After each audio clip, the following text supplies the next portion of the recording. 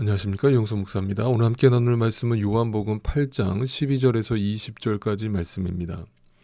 요한복음 1장 5절 말씀에서 빛이 어둠에 비쳤지만 어둠이 깨닫지 못했다라는 말씀이 여러분 생각나실 겁니다. 이 말씀의 의미를 좀 깊이 생각을 해보겠습니다. 일단 이 말이 일단 상식적으로 들으면 이해가 잘 안 갑니다. 왜냐하면 빛이라고 하는 존재는 너무나 분명해서 그 어둠 속에 빛이 들어가면 반드시 그 빛의 존재감을 드러내게 되어 있죠. 그런데 어떻게 그 어둠이 그 빛이라는 존재를 알지 못할 수가 있냐라는 질문이 생길 수밖에 없죠. 네, 빛이 들어오면 어두움은 반드시 그 빛을 알게 되어 있습니다. 그렇다면 이 이야기를 깊이 묵상해 보면 이런 의미가 담겨 있는 겁니다.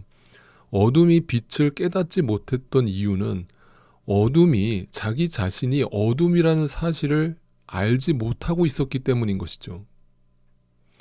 자기가 어둠이라는 사실을 인정하면 그 빛이 들어왔을 때 그 빛을 빛으로서 인정하게 되어 있죠. 그런데 자기 자신이 어둠이라는 사실을 알지 못하기 때문에 그 빛이 들어왔지만 그 빛을 빛으로 보지 못하고 빛으로 깨닫지 못하는 것이죠. 자신이 잃어버린 양이라는 사실을 보지 못하기 때문이며 자신이 잃어버린 드라크마요 탕자라는 사실을 알지 못하기 때문이죠. 그래서 빛이 왔지만 그 빛에는 전혀 관심이 없고 그 빛이 왜 내게 필요한지도 잘 모르겠고 그게 나에게 어떤 유익이 되는지도 모르겠다는 무관심으로 일관하는 겁니다. 그래서 많은 분들이 불신이라고 하는 것에 대해서 불신이라는 것을 어떤 이렇게 성경에 대해서 비판을 하거나 어떤 기독교 신앙을 공격하려는 사람들을 향해서 불신자라고 얘기하는 경우가 있는데 물론 그들도 불신자지만 성경적 의미에서 진짜 불신자는요. 아예 성경에 대해서도 진리에 대해서도 복음에 대해서도 무관심한 사람들입니다. 네, 그것을 공격할 생각도 없어요. 무관심하기 때문에. 네, 그게 불신이에요. 그것이 어둠 속에 있는 건데 자기 자신이 어둠인지도 알지 못하는 상태에 있는 것입니다. 그렇다면 그 빛을 보고 믿게 되었다는 신자된 우리에게 한번 물어보겠습니다. 여러분은 이 어두운 세상에서 뭔가 불편하다는 생각을 느끼십니까? 여러분이 어둠이었고 내가 어둠이라는 사실을 알게 되었고 그리고 그 빛 대신 예수님이 말씀이 내 안에 들어왔을 때 비로소 그 빛을 보고 내가 이제 믿게 되었다라고 확신하시는 여러분. 그렇다면 내가 그 빛을 보기 전에 이 세상에서 살아가던 모든 지식이나 삶의 모든 목적들은 전부 다 어둠이었다는 사실을 알게 된 것인데 여러분이 빛을 보았다면 분명 여러분 이 세상에서 불편하실 수밖에 없고 뭔가 물과 기름이 섞이지 않는 것처럼 뭔가 섞이지 않는다는 생각을 계속하면서 고민할 수밖에 없다는 것이죠. 그런데 여러분이 만약에 믿는다고 하시면서 이 세상을 어둠인 이 세상을 살아가는 것이 전혀 불편하지 않고 너무나 익숙하고 너무나 자연스럽게 조화를 이루면서 살아가고 계신다면 여러분도 아직 그 빛을 필요로 하지 않는 어둠 속에 있음을 스스로 증명하시는 것이라고 말할 수 있겠습니다. 그렇다면 중요한 질문 하나를 더 던지겠습니다. 예수님은 분명 자신을 세상의 빛이라고 말씀하셨습니다. 그런데 어둠인 세상이 애시당초 그 빛을 빛으로서 알아보지 못하고 인정도 안 해주는데 자기 혼자 자기를 빛이라고 외친들 그게 도대체 무슨 소용이 있습니까? 어차피 그 어둠은 자기가 어둠인지도 모르고 빛도 못 알아보는데 아무리 그 모르는 자들한테 자기가 빛이라고 아무리 설교를 해봐야 그게 무슨 소용이 있습니까? 그렇다면 여기서 우리는 분명한 사실을 깨달아야 됩니다. 그렇다면 예수님이 자기 자신을 빛이라고 말씀하신 그 이유가 이 어둠인 세상을 뭔가 깨닫게 해서 뭔가 변화시켜서 이 세상을 더 밝게 만들겠다라고 하는 그런 뜻이 아니라는 것을 알게 됩니다. 다시 말해서 이 세상이 좀 더 행복해지는 걸 원하셔서 자기 자신의 빛이라는 것을 말하고 계시는 것이 아니라는 것입니다. 어차피 그들은 그 빛을 이해하지 못하고 깨닫지 못하기 때문이죠. 그래서 예수님이 이 세상에 빛으로 오신 것은 자기 백성으로 하여금 자기 자신이 어둠에 있음을 깨닫게 하시기 위함이 아니었습니다. 오늘 본문 12절이 그래서 이렇게 시작됩니다. 예수께서 다시 그들에게 말씀하셨다. 나는 세상의 빛이다. 나를 따르는 사람은 어둠 속에 다니지 아니하고 생명의 빛을 얻을 것이다. 나를 따르는 사람, 나를 믿는 사람, 나와 함께 십자가에 죽는 사람, 그 사람은 빛을 얻게 될 것이다 라는 말씀이죠. 그리고 우리가 이 땅에서 살아가는 모든 삶이 어둠 속을 거닐고 있는 것이라고 정의하시죠. 내가 이 세상에서 남들보다 좀 더 행복하다고 느끼든 불행하다고 느끼든 그거와 전혀 상관없이 이 땅의 모든 인생은 결국에 캄캄한 어둠 속을 홀로 걷고 있는 것이라고 정의하신 것입니다.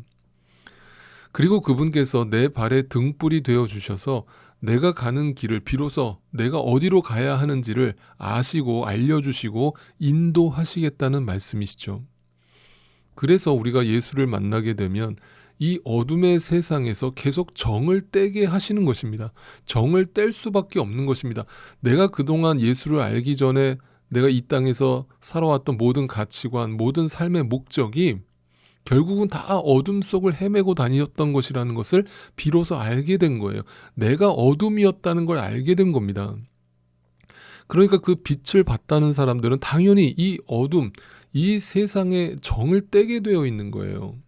그것이 고난을 통해서 주어지든 어떤 이 땅의 시간이라는 유한함 속에서 저절로 깨달아지든 하루하루 살면 살수록 이 세상에서 정을 떼게 하신다는 것입니다. 그런데 그것이 전혀 손해본다는 생각이 들지 않고 뭔가 아쉬움과 후회와 미련이 남지 않고 그 빛이라고 하는 진리를 본 사람들은 과감없이 그 어둠 속에서 행하던 것들을 버리고 그 빛 대신 주님을 이제는 따라가게 되어 있다는 것입니다. 그것이 예수를 만난 것입니다. 그것이 예수를 믿는 것입니다. 어떤 순간에도 어떤 상황에도 이 세상은 어둠이며 예수 그리스도만이 빛임을 믿고 따라가는 것입니다. 그런데 그 빛을 보지 못하는 자들의 반응을 살펴보시죠. 이 말씀을 듣고 있었던 바리새인들은 이렇게 반응을 합니다. 13절입니다. 바리새파 사람들이 예수께 말하였다. 당신이 스스로 자신에 대하여 증언하니 당신의 증언은 참되지 못하오. 아니 자기 자신을 가지고 자기가 증명을 하려고 하면 그 말을 누가 신빙성 있게 들을 수 있어? 라면서 예수님이 자기 자신이 빛이라고 말씀하시자 그 말을 전혀 믿을 수 없다라면서 부정하고 있습니다. 그들은 빛을 거부합니다. 왜 거부한다고 그랬습니까? 네, 그들이 어둠이라는 사실을 알지 못하기 때문이죠. 자기가 빛이라고 착각하고 있는 자들의 특징이죠. 자기가 하나님이 되어 있는 자들의 특징입니다. 그런 자들은 항상 진리를 이런 식으로 거부하죠. 자기가 어둠이라는 사실을 알지 못하기 때문입니다. 그리고 자신들이 그동안 누리고 지켜왔던 종교적인 열심과 행위를 전부 부정하는 것으로 돌리고 있는 그 예수님의 말씀을 결코 받아들일 수가 없는 것이죠. 세상에서 하는 모든 일이 어둠이라는 사실을 보지 못하는 소경들은 이와 마찬가지로 오늘날도 동일하게 교회 안에서조차 종교놀이, 교회놀이를 하면서 인간의 행위에 집착하고 있는 것입니다. 이 세상에서 행하는 그 어둠의 일들을 행하면서 빛의 행동이라고 착각하고 있는 것입니다. 이 말에 대해서 예수님은 이렇게 대답하시죠.